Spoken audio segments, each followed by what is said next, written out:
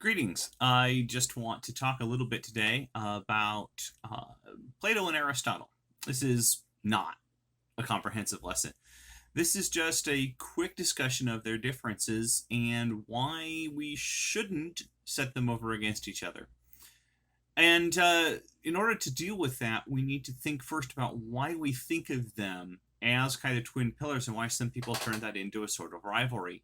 The famous picture of Plato and Aristotle is, of course, Raphael's The School of Athens, which, if you ever get a chance to find yourself a good map and walk through all of the depictions and why he's depicted them in this way, you'll see what a profound influence the synthesis that comes out of Plato and Aristotle had not only on subsequent generations of thinkers in the classical period, but also on the medieval and Renaissance traditions which grow out of it.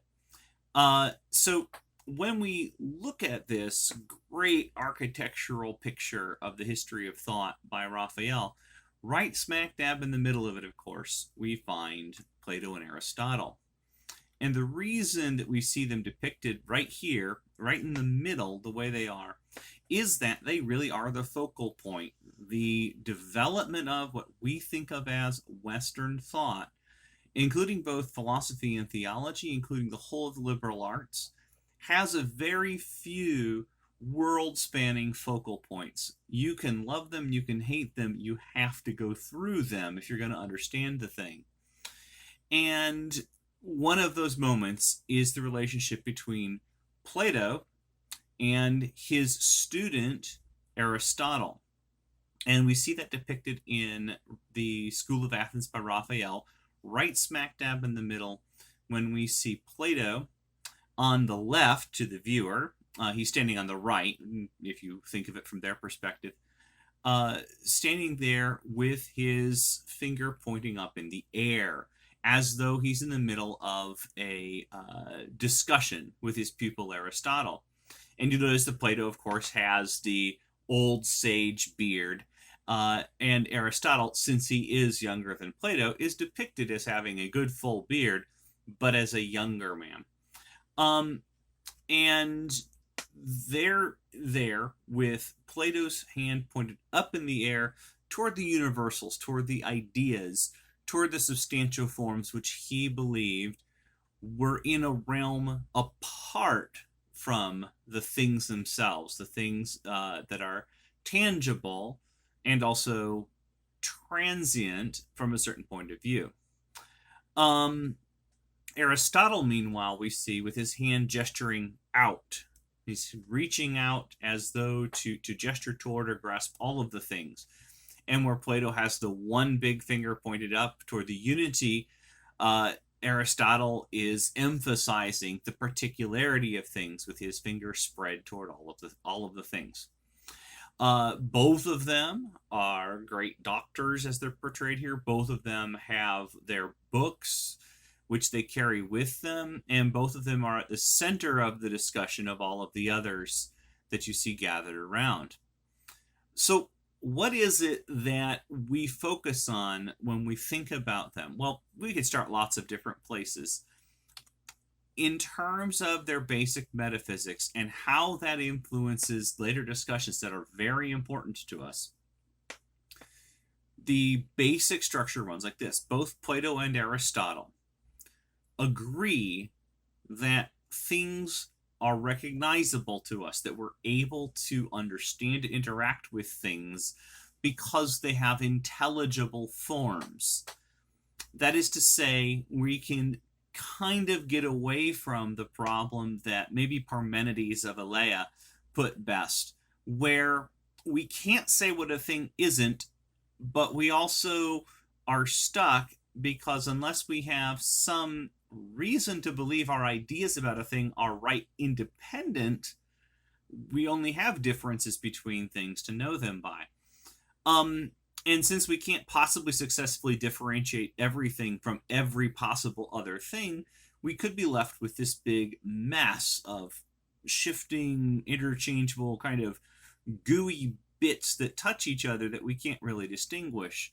Well, that would ultimately mean that we really couldn't trust our understanding of any one thing ever.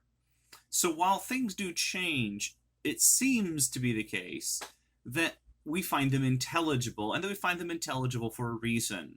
Something in us as humans is able to get at those things, able to take them in and make sense of them so that we can communicate about them to others.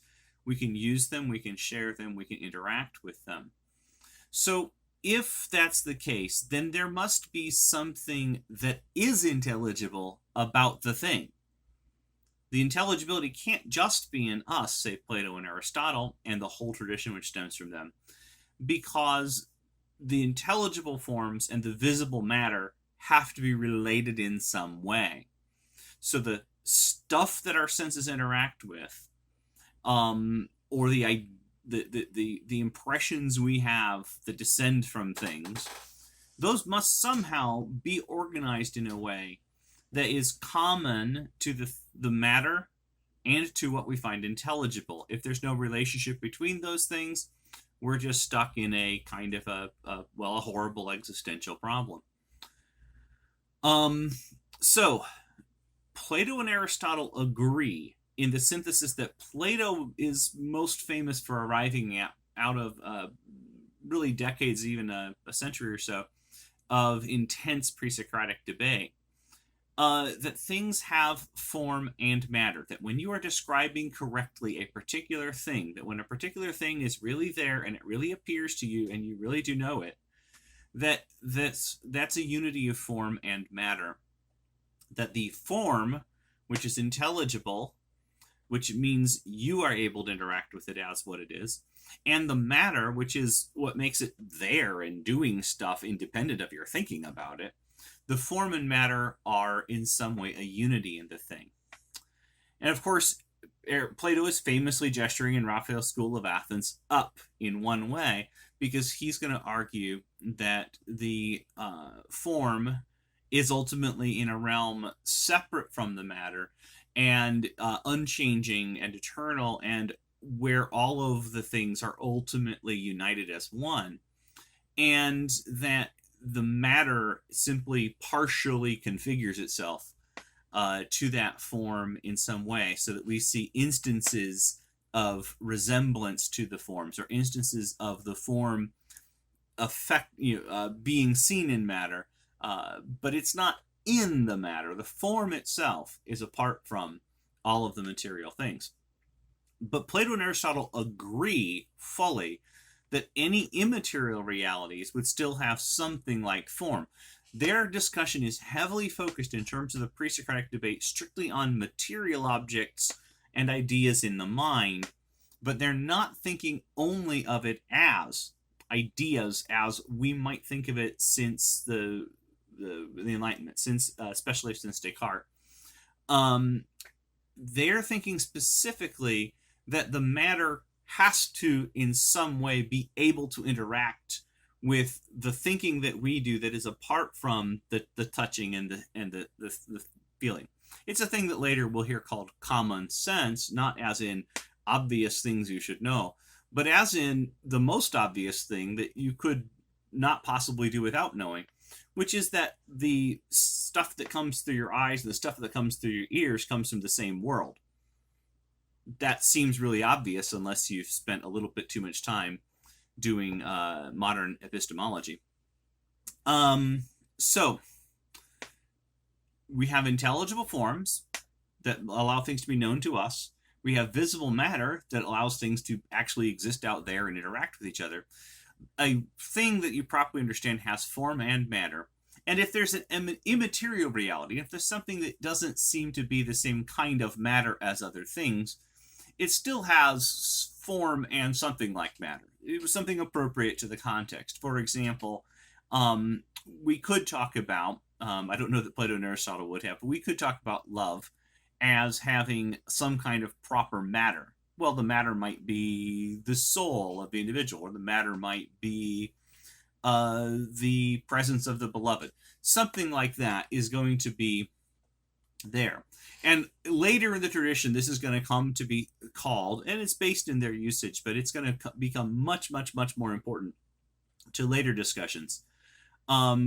This is substance. So whether this substance is material substance or whether there is a different sort of substance becomes a debate later. But basically, when we say form and matter, talking Plato and Aristotle, we can kind of slip into later saying there's going to be some distinctions made that make the term substance become more important. So, where do these two great thinkers differ? Where does Aristotle, the student, move away from Plato, the teacher? Well, in Plato, as we've mentioned, the forms are real and unchanging and eternal, which means they have to be in their own realm. If the forms are in the things, according to Plato, then we would have the Parmenides problem, he thinks. We would be stuck with knowing only transient instances which we can differentiate from each other, but that gives us no insight into what they really are. Which is the real one? Which is the durable one? Which is the one that we can rely on as the type of all the others? And Plato says, well, none of them are, but all of them make sense to us because in our mind, we have access to the realm of the forms. So the mind has access to the realm of the forms, and the senses have access to the realm of matter, and the human being is the place where these two things come together. On the other hand, Aristotle is going to say, no.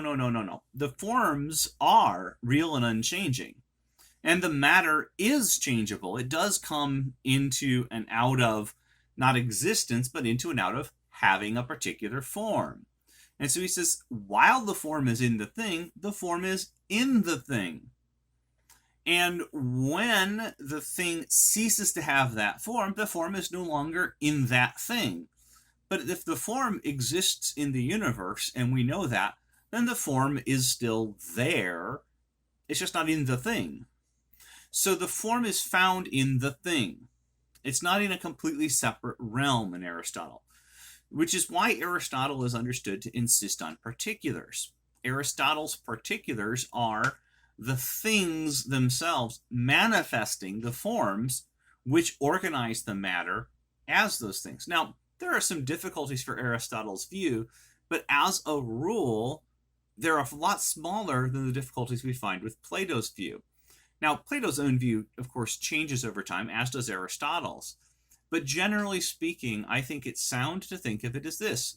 Plato arrived at certain useful conclusions from the entire generations of pre-Socratic debate, and Aristotle then works out an application for them, and as he works that out in detail, he makes some corrective judgments.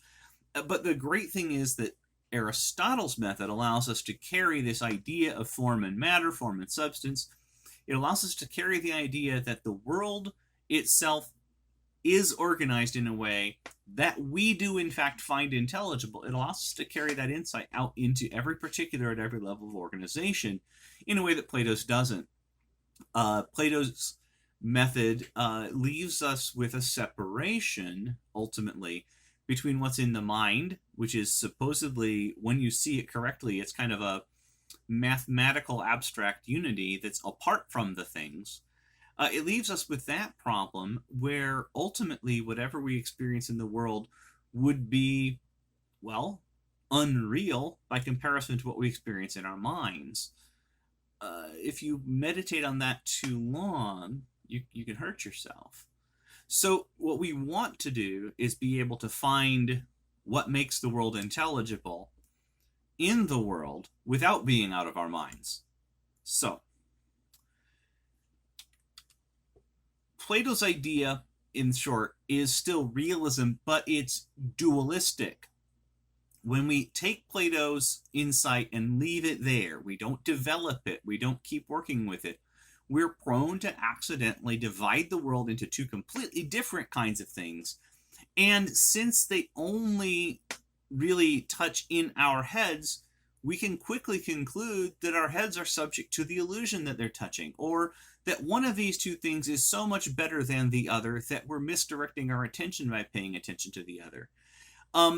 And this is kind of built in to the way that Plato arrives at these conclusions. So it's very important, if we're going to have stable thought, to notice that Plato gets us to a certain point, but then if we don't keep moving from there, we tend to fall down. And this is true of all thought. We don't want to just rest on the one moment that someone had one great idea, because our lives don't stand still like that, and neither did that person's. All of us get a certain piece of the puzzle, and we have to keep assembling it. So an extreme variant of Plato's dualism, which makes things into two kinds of stuff, would go to the extreme of saying that one of them is completely real and the other is completely a delusion, or one of them is good and therefore the other is evil. That can go to various extremes. You can have a kind of radical things become transient because they've fallen down from or been lowered from the perfect. You can have the idea that falling into matter is falling away from goodness. You can have the extreme of literally one of them is good and the other is actually evil, that they're actually opposed to each other. So Neoplatonic philosophy tends strongly into dualism. And there have to be, especially if you're doing Christian theology with them, there have to be some pretty big warning labels put on how you use Neoplatonism. And Manichaean and Gnostic teachings are extreme forms of Platonic dualism misapplied to a broken Christian theology, to break Christian understanding. And so it's important to understand that if you're into those things, you're dealing with a worldview that is literally splitting what you can understand off and saying if it's abstract, it's good, and saying that if you can touch it, it's bad. And ironically, Christianity is often criticized for having a kind of a, ooh, don't touch the stuff view, but that's historically completely inaccurate. Historically, Christianity rejects Platonic dualism, rejects especially things that fall beneath the Neoplatonic standard and go all the way down to Manichaeism and Gnosticism. It rejects those precisely because the incarnation of Jesus Christ is at the very, very, very, very, very heart and center of their religion. The idea that a creation of material beings was a thing that God thought was eminently worth doing, and that the ruin of those things was not just something to be dismissed so that God could get back to thinking abstract thoughts, but was something that required, that God thought was worth becoming a human being and suffering the suffering of material beings in considerable excess, in fact, so that he could remedy that and bring a material resurrection in a material new heavens and new earth. These things are very important. The unity of the spiritual and the physical, the unity of the spiritual and the material, is the heart of Christian ethics and the heart of Christian metaphysics. So we don't want to slip off that. And that's why it's important that Aristotle advances on Plato. Aristotle's idea of how forms are real, okay, that the intelligible is a higher version of the same reality as the visible, that an intelligible is in union with the visible in some way, but that there is indeed something better about being able to understand what a thing is than about just being able to see, have sensations of it. That seems true. His idea of how forms are real is the best known and most lasting kind of realism because it's non-dualistic. So it's more stable. It doesn't break down into a bifurcation of reality that ultimately makes things go back to unintelligibility. Aristotle's realism means that whatever we understand about things is a relationship between, it's a relation between real beings, us, and other real beings, the stuff we understand. Simply because otherwise nothing could be intelligible. It's simply not possible to find intelligible that with which there is no kind of relation possible. Then there are, of course, different ways that relations are real and different ways that they have meaning, and we can parse some terms about that. But the simple truth is that if there isn't, in general, some common shared material intelligible set of relations, that's baked into reality as we find it and reality as we are it, then it's pretty impossible to get anywhere with your next thought, except to spend a lot of time spinning your wheels in some sort of delusion or some sort of unending analysis that you have to endlessly defer the results from. So when we get to modern philosophy, then we will see that a rejection of Aristotle's realism is going to lead to a whole bunch of other things which are often confused with Aristotle's realism. There's going to be kinds of idealism and realism and common sense realism and materialism and physicalism and even some kinds of personalism that are going to arise because the realist synthesis has been dropped, has been not just questioned but presumed against as a method, and that's going to lead us into all kinds of interesting problems. All of these modern philosophies, so roughly speaking, without mounting a polemic, roughly speaking, you should measure from Descartes for this, are all anti-realist philosophies. There is a little more to that analysis than that, but they are basically all anti-realist philosophies. And because of this, ever since Descartes, especially since the Enlightenment in Kant, the emphasis in modern Western philosophy is on epistemology. How do I know? How could I possibly know? Can I know? Can I know anything? Which things can I know? What can I know about them? Is anything I know possible to say? This emphasis on epistemology rather than on metaphysics, which asks us what are the different ways in which things are real. Of the things which I experience, how should I understand them in order to not be suffering from delusions and endless skepticism, endless questions about them? So the emphasis in anti-realist philosophies over epistemology rather than metaphysics is natural. It's baked into those decisions. And ultimately, it's based in a skepticism about whether anything can actually be intelligible rather than merely visible. So that's what we need to quickly sketch in about Plato and Aristotle before you would dive into studying any of the other particulars about them.